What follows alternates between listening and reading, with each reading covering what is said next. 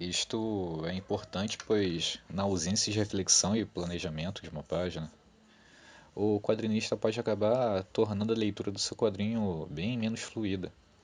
Em uma página não planejada, o leitor pode acabar se confundindo em qual quadro olhar primeiro, qual balão de texto deve ser lido antes de qual.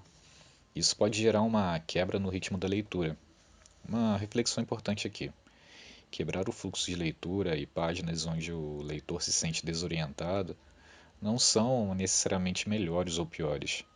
Isto pode apenas ser problemático caso não ocorra de forma planejada, pois a interpretação que você pretende dar a um determinado trecho de sua história pode acabar ficando comprometido.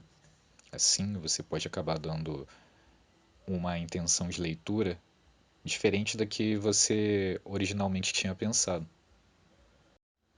Agora eu faço a seguinte pergunta: então, eu poderia, a partir desse planejamento prévio da página e da relação quadro a quadro, experimentar outras possibilidades de leitura? Muitos quadrinistas já demonstraram que sim. A página a seguir é um exemplo disso. Embora os quadros estejam aqui dispostos de forma comum, a solidariedade cônica, quadro a quadro, estabelece uma relação narrativa que é diferente da tradicional. Vamos a mais um exercício? Pegue uma folha 4. Vamos contar uma história curta, em uma página mesmo. Você pode usar a história que quiser. Pode ser o trecho de uma história também. Pode ser um acontecimento. Sugiro uma história muda para que você possa exercitar a relação quadro a quadro a partir do próprio desenho. Então, desenhe uma linha que comece em um ponto da página e termine em outro ponto da página. Mas faça um zigue-zague no processo. Talvez de cima para baixo, indo, subindo e descendo, ou da esquerda para a direita e trocando as direções, como no exemplo que estou mostrando, certo? Agora, tente explorar uma relação quadro a quadro que siga o movimento dessa linha que você desenhou. Para facilitar, vamos fazer um croquis descompromissado dos principais elementos e personagens que irão guiar o nosso olhar. E aí, o que achou? Caso você seja um leitor mais ou menos familiarizado com os mangás, é bem possível que você já tenha experimentado outras relações de leitura quadro a quadro. Se for um leitor mais assíduo de histórias em quadrinhos, certamente conhece trabalhos de autores mais experimentais. O que você acha de deixar suas indicações nos comentários? Bom, agora que vimos que é possível criarmos uma narrativa que segue uma sequência de leitura não tradicional, agora eu gostaria de apresentar outra possibilidade, aquela onde podemos escolher qual caminho de leitura seguir. Como assim? Vou usar como exemplo essa página do quadrinista Nick Souzanes, em sua HQ Exaplanar. Aqui, através da figura principal, que é o cachorro, os quadros secundários, que são os animais, passaram por aquele lugar onde o cachorro está farejando.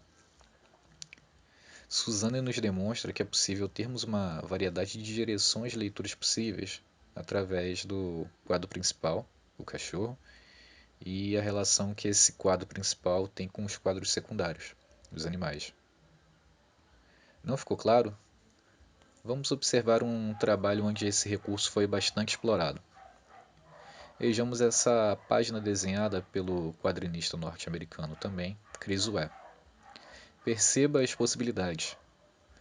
O trabalho de Ware pode ser lido e relido com a possibilidade de que exploremos visualmente diferentes acontecimentos, ou melhor, diferentes linhas narrativas possíveis na mesma página. Muito interessante, não? E olha, pode até parecer desconfortável em um primeiro momento ler e até mesmo planejar histórias onde o andamento delas esteja necessariamente relacionado com uma condução do olhar que vai percorrer caminhos experimentais. Vale lembrar que muitas histórias em quadrinhos são funcionais sem ter uma preocupação tão rígida com o movimento do olhar ou essa experimentação narrativa toda que eu estou apresentando aqui. Estou apenas chamando atenção para o fato de que as histórias em quadrinhos possuem recursos narrativos próprios muito ricos. E aí, o que você prefere? Narrativas mais experimentais ou as mais tradicionais? Na verdade, não existe resposta certa. Bom, nós acabamos de pensar um pouco sobre nossa primeira possibilidade de solidariedade icônica, a sequencial. Agora, vamos pensar um pouco sobre a nossa segunda possibilidade de solidariedade icônica, a simultânea. Como dito anteriormente, a relação simultânea entre quadros diz respeito a olharmos a página como um todo. Nós observamos todos os elementos de uma página de HQ, enxergando seus fragmentos e enxergando a composição como um todo ao mesmo tempo. Bom, vamos fazer um novo exercício. Pegue uma folha 4 e faça 9 quadros nela. Agora, com uma tesoura, retire a parte interna dos quadros. Isso, deixe os quadros vazados. Agora pegue uma foto de uma revista ou ilustração de uma página inteira, ok? Agora pegue a folha 4 que você recortou e coloque por cima da foto ou ilustração da revista. Os recortes da folha 4 separou a imagem de baixo, a da revista ou da fotografia, em pequenos quadros. Esses 9 fragmentos diferentes, podemos observar que cada quadrado isoladamente compõe uma imagem, mas também conseguimos entender a nossa fotografia ou ilustração como um todo, aquela que está por baixo dos 9 quadros recortados. Vamos ver como isso pode ficar interessante em uma página de HQ? Aqui podemos ver como é possível contar uma história que é vista simultaneamente, ou seja, uma história que é contada quando olhamos para todos os quadros ao mesmo tempo. Ler uma página assim é mais fácil do que explicar, confesso. Agora eu faço uma pergunta: seria possível fazer algo semelhante no cinema ou na animação? Ou na narrativa, ou uma narrativa simultânea só é possível em uma página estática? Enquanto você pensa sobre isso, vamos fazer mais um exercício? Bom, mais uma vez vamos contar uma história curta, ok? De uma página. Pegue uma folha 4, desenhe um cenário na folha toda. Só um rascunho de leve, indicando os principais elementos. Pronto? Agora vamos colocar 4 quadros por cima dessa página. Vamos escolher os lugares onde esses quadros irão ficar, pensando já uma sequência de acontecimentos. Pode ser uma pessoa correndo de um ponto A até o ponto B. Agora vamos adicionar um personagem que irá aparecer em cada um desses quadros, ok? Bom, embora nosso cenário principal seja um só, nosso personagem aparece 4 vezes no cenário, indicando a narrativa e a passagem de tempo. Interessante, não? Nós temos uma relação de solidariedade icônica sequencial e uma solidariedade icônica simultânea ao mesmo tempo. Podemos tirar algumas conclusões. O quadro maior do cenário representa um lugar estático no tempo, enquanto que só percebemos a passagem do tempo por causa do personagem que se move e aparece 4 vezes, em 4 momentos diferentes. Se repararmos bem, as histórias em quadrinhos costumam acontecer conforme ocorre uma passagem no tempo. Não é por acaso que estamos falando até aqui sobre formas de conduzir visualmente a narrativa. Em outras palavras, estamos exercitando formas de se conduzir o tempo em uma página de HQ. Pois bem, gostaria de trazer 2 exemplos, ou melhor, 2 possibilidades de histórias em quadrinhos onde a fluidez do tempo ocorre de maneira diferente. A primeira delas é quando o tempo em todos os quadros ocorre ao mesmo tempo. A segunda delas é quando em cada quadro temos uma temporalidade diferente. Parece confuso? Vamos analisar cada caso separadamente, ok? Vamos começar com o primeiro caso: o tempo ocorrendo ao mesmo tempo em todos os quadros.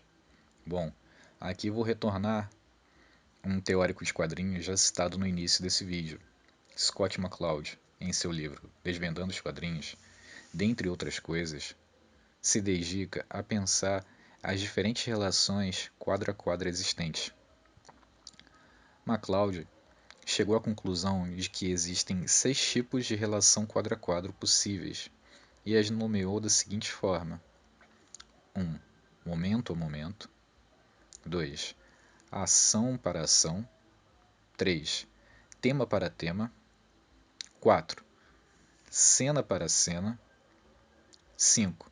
Aspecto para aspecto. E 6. Não sequencial.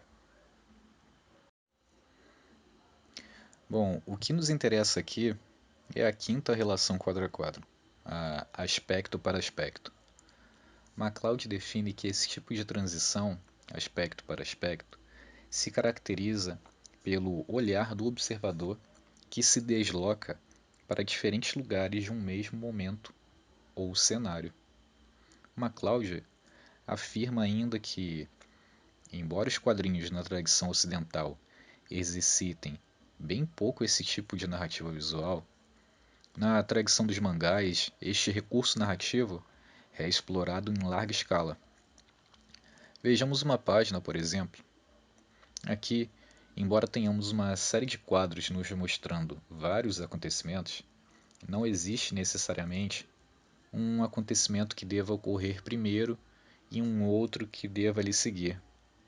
O tempo aqui continua fluindo e a história continua acontecendo, mas da perspectiva do leitor, é como se o tempo estivesse parado.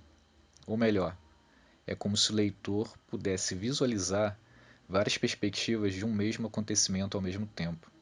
Creio que um bom exemplo é o de um segurança que, sentado de frente para uma mesa com vários monitores, pudesse observar vários ângulos diferentes de um mesmo lugar, de uma loja, ao mesmo tempo.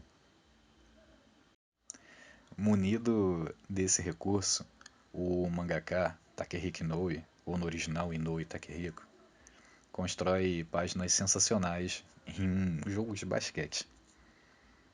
Um momento paralisado no tempo, nosso olhar percorrendo diferentes lugares, nossa atenção e tensão aumentados. Incrível, não? Porém, o mesmo recurso pode ser utilizado para produzir o efeito oposto. Por exemplo, a contemplação.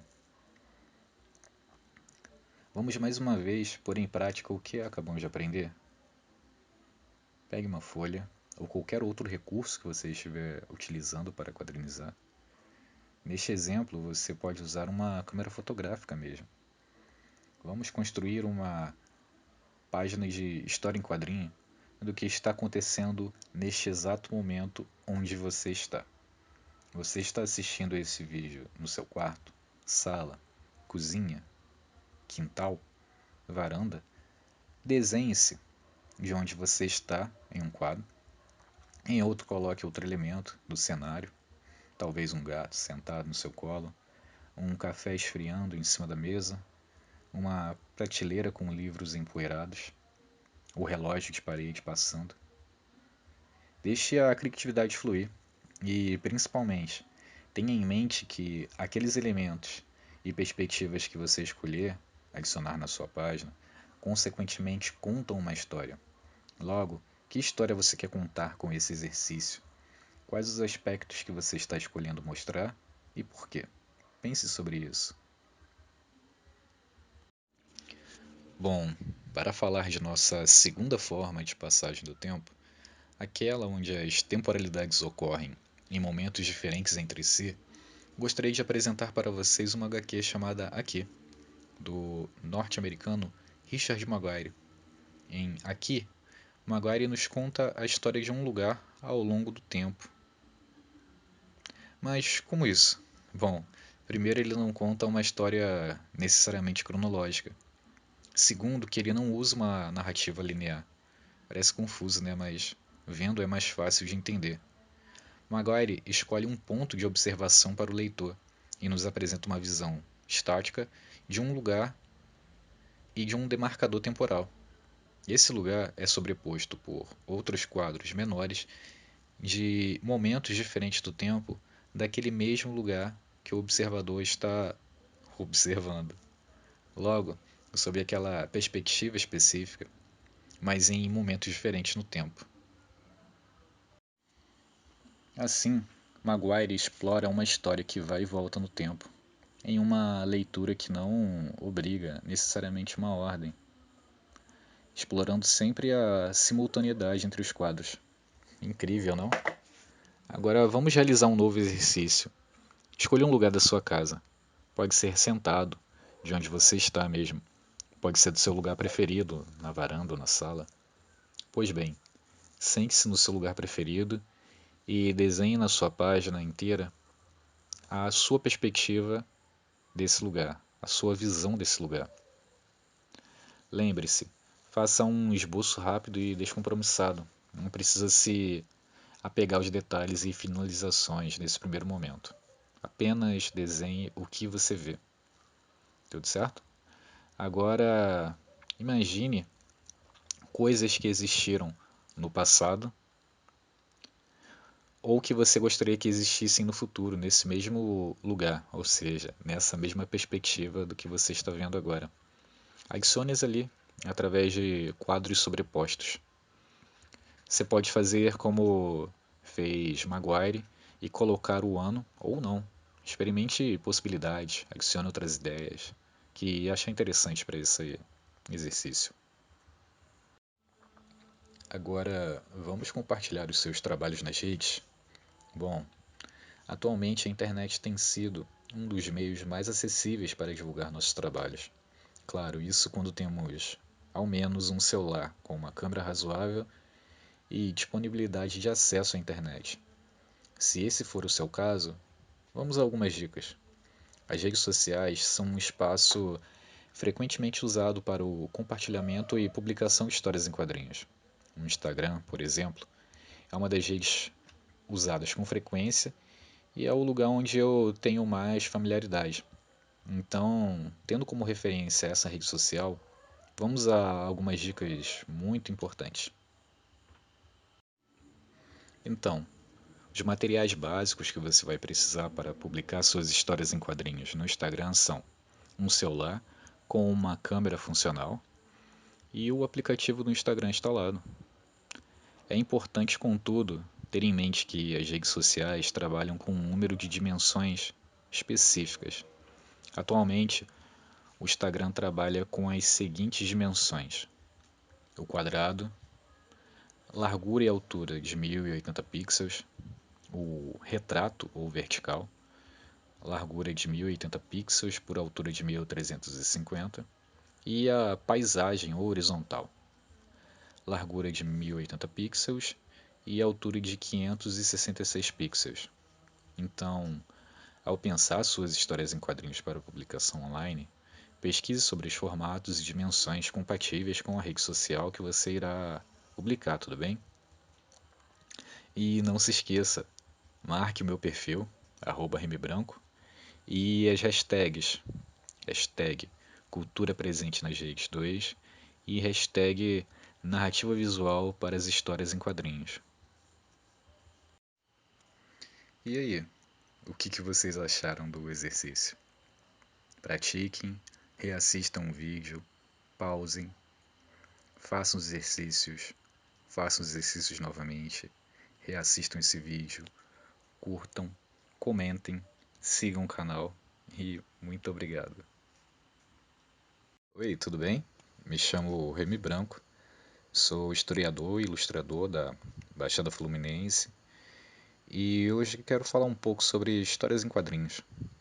Quando alguém diz histórias em quadrinhos, a primeira imagem que vem na nossa cabeça, provavelmente, é de uma série de quadradinhos com desenhos e balões com texto dentro. Esses quadrinhos, lidos em sequência, nos contariam uma história.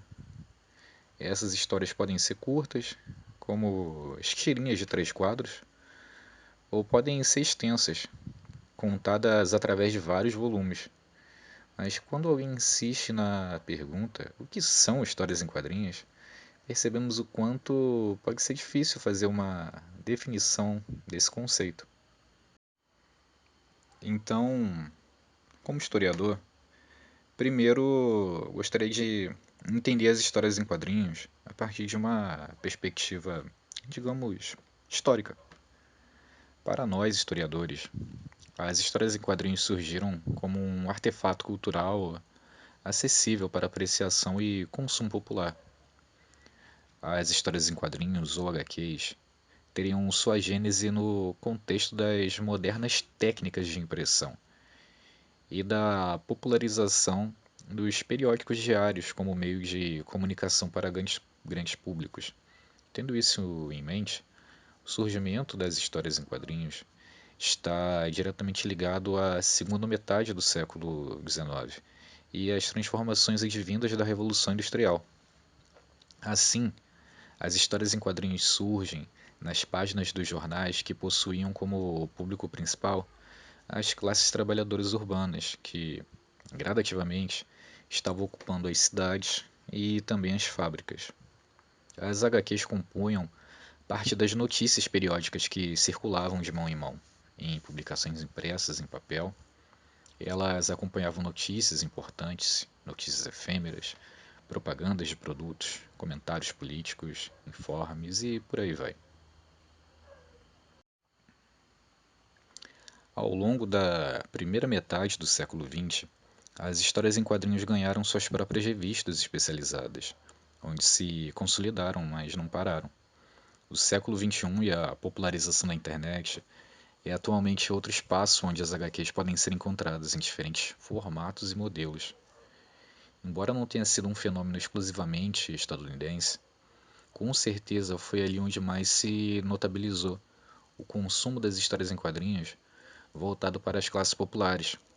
Consequentemente, desde seu surgimento até os dias de hoje, as HQs estiveram associadas, no senso comum, a um produto de consumo descartável e de baixo ou nenhum valor artístico ou cultural, sendo por muito tempo considerada mero entretenimento barato e descartável. Mas calma lá. Já há muito tempo, acadêmicos, artistas e pedagogos vêm repensando o lugar das histórias em quadrinhos e atribuindo a elas um status de maior valor artístico e cultural. Atualmente, as histórias em quadrinhos chamam a atenção de pensadores e teóricos, resultando no surgimento de um grande número de tentativas de definir o que são histórias em quadrinhos, suas principais características formais e estilísticas, seus limites estéticos e conceituais, o que pode e o que não pode ser considerado histórias em quadrinhos. Essas diferentes definições são muitas vezes conflitantes entre si, às vezes complementares, às vezes incompletas, às vezes teleológicas. Bom, eu não estou preocupado em bater o martelo sobre o assunto e dizer isso é certo e isso é errado. Inclusive, atualmente existem histórias em quadrinhos brasileiras, japonesas, sul-africanas, francesas, italianas, argentinas, indianas, estadunidenses, chinesas.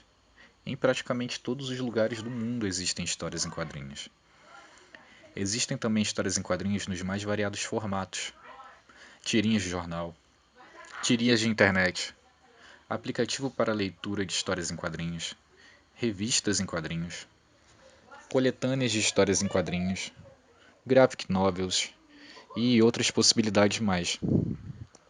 Também existe uma infinidade de gêneros possíveis para as histórias em quadrinhos, como a ficção científica, o terror, a sátira política, o drama, a aventura, a autobiografia, o jornalismo em quadrinhos, a divulgação científica, o quadrinho informativo e até os quadrinhos históricos. De fato, são muitas possibilidades. Como um ilustrador, eu proponho que possamos explorar as possibilidades do que podemos fazer com histórias em quadrinhos. Vamos pensar algumas dessas possibilidades? Daqui para frente, vamos refletir sobre as histórias em quadrinhos, experimentando na prática aquilo que estamos falando, certo? Então, tenha em mãos papel, caneta, recortes de revista ou mesmo fotografias. Vamos usar o que você tiver disponível para experimentarmos um pouco, ok? Para estabelecer um ponto de partida, vamos usar como referência uma combinação simplificada de dois teóricos de histórias em quadrinhos, Scott McCloud e Chihiro Eshin.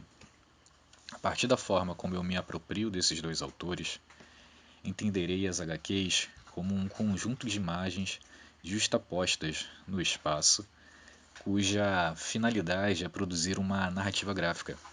Logo, a particularidade das histórias em quadrinhos é que seu processo de construção narrativa não está contido apenas nas imagens isoladamente, mas através de uma relação de solidariedade cônica, ou seja, uma relação entre quadros. Partindo desse princípio, a solidariedade cônica pode ocorrer de duas formas. A primeira é sequencialmente, o meio mais comum nas histórias em quadrinhos e mais explorado por quadrinistas, e a segunda é simultânea, considerando a composição total da página como um elemento coeso e produzindo um sentido próprio. Em ambos os casos, a narrativa visual das HQs é construída a partir de uma relação quadro a quadro. Gostaria de refletir brevemente sobre cada um dos dois casos, começando pelo primeiro, a relação sequencial entre quadros. Tradicionalmente, as histórias em quadrinhos ocidentais seguem uma sequência de leitura quadro a quadro, semelhante à sequência de leitura gramatical mesmo, lendo os quadros do mais antigo para o mais recente, da esquerda para a direita e de cima para baixo. Isto pode, em um primeiro momento, parecer até que óbvio, mas naquele momento de produzir uma história em quadrinhos, ter clareza sobre isso pode fazer toda a diferença. Então vou propor um exercício. Pegue o seu filme preferido e reconte a história desse filme a partir de 9 fotografias, ou desenhos, ou prints, o que for mais confortável e prático, ok? A ideia aqui é fazermos exercícios rápidos, então não se preocupe em fazer desenhos demorados nesse momento, tudo bem? Bom, pegue essas fotografias, ou prints, ou desenhos e as coloque em uma mesa na seguinte ordem: da mais antiga para a mais nova, respeitando a ordem dos acontecimentos do filme, da esquerda para a direita e de cima para baixo. E aí, conseguiu? Pois bem, você tem uma história em quadrinhos que possui uma solidariedade icônica, do tipo sequencial, um tipo de narrativa comum na tradição ocidental das histórias em quadrinhos. Agora, vamos refletir sobre uma coisa muito importante. Esse quadrinho originalmente era um filme, certo? Ele não foi diretamente pensado para as HQs. O que fizemos aqui foi uma adaptação. Uma observação que pode deixar claro isso é que, embora o nosso olhar para efetuar a leitura se mova em zigue-zague, da esquerda para a direita e de cima para baixo, o quadrinho que acabamos de adaptar não indica o direcionamento do nosso olhar. Apenas sabemos qual é a ordem de leitura, esquerda para a direita e cima para baixo, pois fomos educados desde cedo a entender que é assim que se lê. Parece confuso? Vamos agora pegar uma página de histórias em quadrinhos e analisar como o autor se preocupou em conduzir nosso olhar pela página. Observem, a solidariedade icônica de quadro a quadro é indicada claramente pelas linhas principais de cada quadro. Fica evidente que existe um planejamento por parte do quadrinista em conduzir o olhar do leitor pela página. Interessante, não?